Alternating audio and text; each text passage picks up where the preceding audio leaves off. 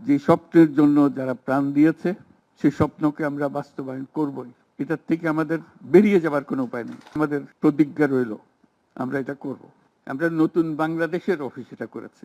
নতুন বাংলাদেশ গড়ার জন্য আমরা এখানে এসেছি, সেটা যেন সবাই মিলে আমরা করতে পারি। দেয়ালের যে লেখাগুলো যখনই দেখি অবাক লাগে, এত কথা কিভাবে এদের মনে আসলো।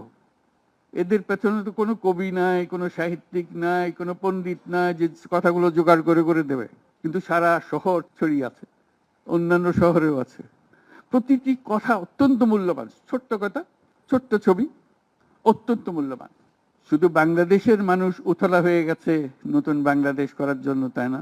আমাদের যত বাংলাদেশি সারা দুনিয়া জুড়ে আছে, তোমরা একটু আগে বলেছো তাদের কথা, তারা সবাই বলছে যে আমরা আসতে চাই, আমরা এই নতুন স্বপ্ন বাস্তবায়নে শরিক হতে চাই। কাজে তারা, তোমরা যে ঢেউ উঠিয়েছো শুধু এখানকার মনে না, সারা দুনিয়ার বাংলাদেশিদের মনে এই ঢেউ উঠিয়েছে, তারাও যোগ দিতে চায়।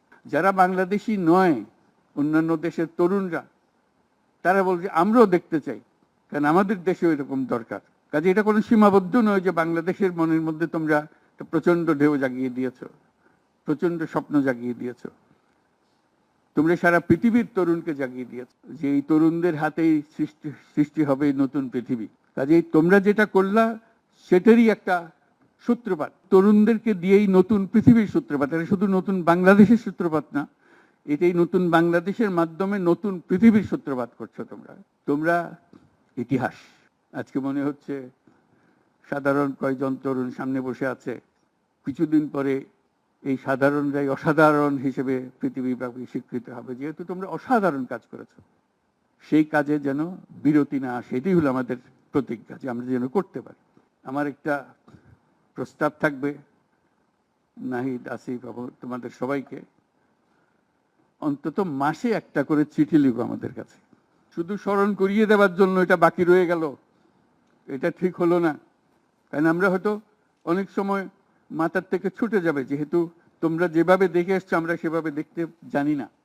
সেই জানানটা দেওয়ার জন্য আমাদেরকে গুঁতো দিতে হবে, স্মরণ করিয়ে দিতে হবে, যাতে করে আমরা এটার থেকে বিচ্যুত হয়ে যেতে না পারি।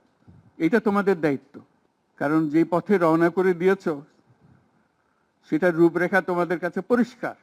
আমরা হয়তো কিছুটা বুঝেছি, কিছুটা অন্যভাবে বুঝেছি, এরকম যেন না হয়।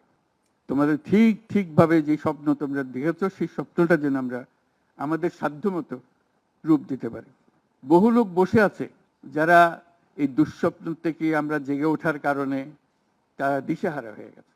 একদিন চুপচাপ শুয়ে শুয়ে দুঃস্বপ্নের মধ্যে এরা ছিল, দুঃস্বপ্ন দেখছিল, আমরা শান্ত আনন্দ সহকারে লুটপাট করে যাচ্ছিলাম, হঠাৎ করে গোলমাল হয়ে গেল। তারা কি চুপচাপ বসে থাকবে? মোটেই না।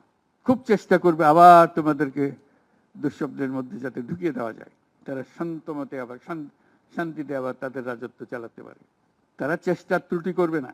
কাজে যে কাজ শুরু করেছো এই কাজ সমাপ্ত না হওয়া পর্যন্ত এর থেকে বেরিয়ে যেও না। বাংলাদেশের জন্ম থেকে আজ পর্যন্ত এই সুযোগ আর আসে নাই, যে সুযোগ তোমরা আমাদের হাতে তুলে দেবে। এই সুযোগ যেন হাতছাড়া না হয়। এই সুযোগ হাতছাড়া হলে বাংলাদেশের আর কোনো ভবিষ্যৎ থাকবে না। কাজে এইটা যেন শুধু রাষ্ট্র নয়, পৃথিবীর সম্মানিত রাষ্ট্র হিসেবে প্রতিষ্ঠিত হতে পারে, যেহেতু তরুণরা এটার হাল ধরেছে। এই কারণেই এটা ভিন্ন, এই কারণে এটা ইউনিক, অনন্য।